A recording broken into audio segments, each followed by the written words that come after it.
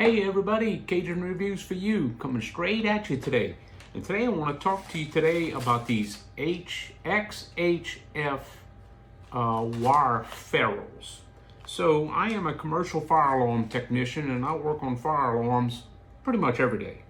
And what I've been running across lately is a lot of the older fire alarms. I don't want to say old, but I'll say the ones that have been installed greater than 10 years. And back in the day, the companies that installed these ran some single conductor THHN stranded wire for strobe power on a lot of notification appliances.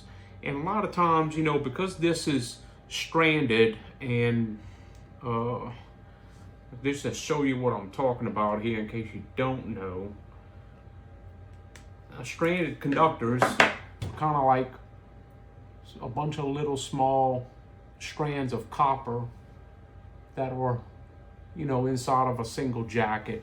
And a lot of times what happens is, you know, this has been installed for a while, and these conductors are put underneath the screw of the device or whatever I'm working on. And what I seem to find is, you know, things that are installed underneath the screw on a device that maybe some of the strands are sticking out.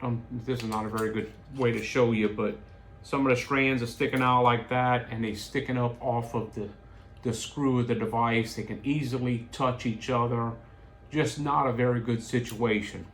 So what I started doing, and I happened to run across this a lot recently, is I'm not satisfied with that. Wire terminals on this kind of situation, and I'm talking about the spade terminals, if you have a red and a black, you know, a total of 4 conductors underneath this device right here, and this is actually a speaker, it's not a strobe, I understand. I'm just using this as demonstration purposes.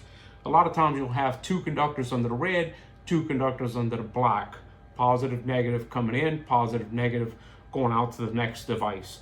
So wire terminals is really not the right way to go, I feel, because in order to get 2 wire terminals under there for them both to remain secure, you have to put one wire terminal upside down, the other one right side up, so that they fit underneath the screw together and the screw is not all wonky underneath the under the device. So what I feel works a lot better is to use wire ferrules. So I bought these on Amazon, and they have all different sizes. This right here is actually a size 14 wire ferrule. This is a 16 gauge THHN stranded conductor wire. So notice that you have to, it seems like I have to use the one size up on the ferrule to fit the wire. 14 gauge ferrule, 16 gauge wire.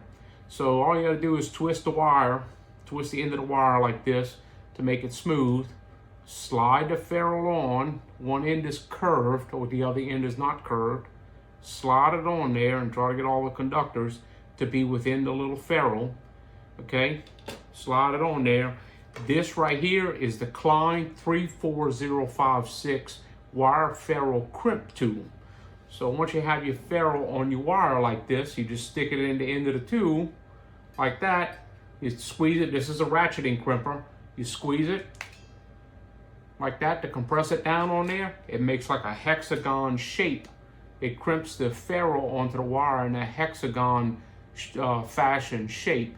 And I know there's a little bit of copper exposed right here, but I usually leave a little piece of copper exposed so that there's no doubt when looking at a device that I can see it's actually copper underneath the screw, and the screw is not sitting on top of the jacket causing an intermittent open. So this is how I do this, and I usually will trim this in on here just like so, just to trim off the spare little copper strands that may be sticking out of the end of the ferrule, because sometimes on really stiff wire that can poke right through your skin and it is very painful. But just to show you real quick, once you have the ferrule on the crimper on the end of the wire, it slides underneath the screw just like so. You tighten your screw down and normally would have 2 in here, but anyway, I can put this other one in here just to show you that it does work out. Just like so.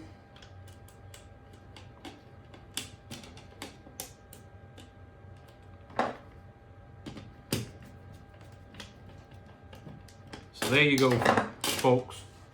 To both conductors are underneath the same screw, which is the way it's supposed to be. This would be the negative in the real world, but I'm just using this black cable to demonstrate what I'm talking about. But this is how I feel like it should be. This makes a better connection.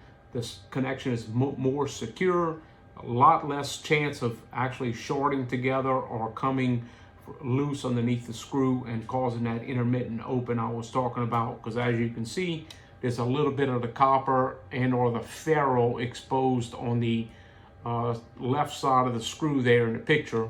So you can see that actually the metal of the wire is actually underneath the screw and it's not sitting on top of the jacket. So anyway, I'm going to post a link for all of these connectors in the comments below. I'll also post a link to this Klein tool, this wire ferrule cripple tool, in the link below. All of this stuff came from Amazon. They have different sizes of these connectors. They are kind of small and relatively not easy to keep track of. But anyway, I wanted to let y'all know about this. And that's it. Thank you very much for watching. I hope you have a wonderful day. Love y'all. Peace.